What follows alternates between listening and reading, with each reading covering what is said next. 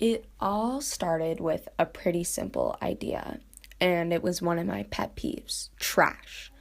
I see it all over school, where I live, where I work in LA. It seems to be everywhere, this trash, and it's a big problem.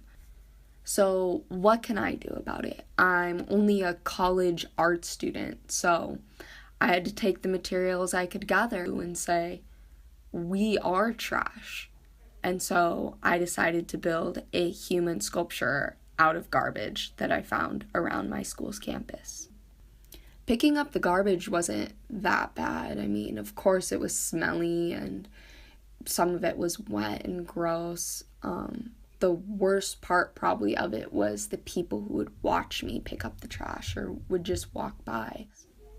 All of the materials that I used were completely found on campus. I didn't even have to go into one trash can because the trash cans were overflowing with so much garbage that it was just dripping into the street. And I just walked around with a bag and I had some help, and we filled up 5 bags in less than an hour. It's pretty disgusting if you think about it. I'm tired of walking outside every day and knowing that my planet is dying because of this materialistic culture that we're living in.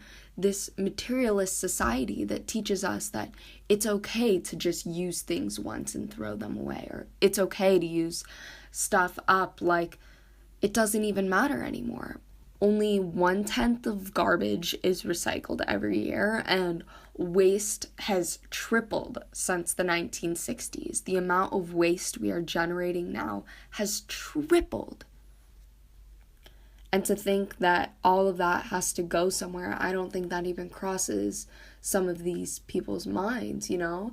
It's just so ingrained to us that we use and we throw away and we buy new.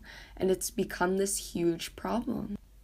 I, for one, don't want to sit by and be passive and watch the world deteriorate in front of my very eyes. And the decisions you make regarding the things you throw away and the things you buy, it's so simple. It's really one person.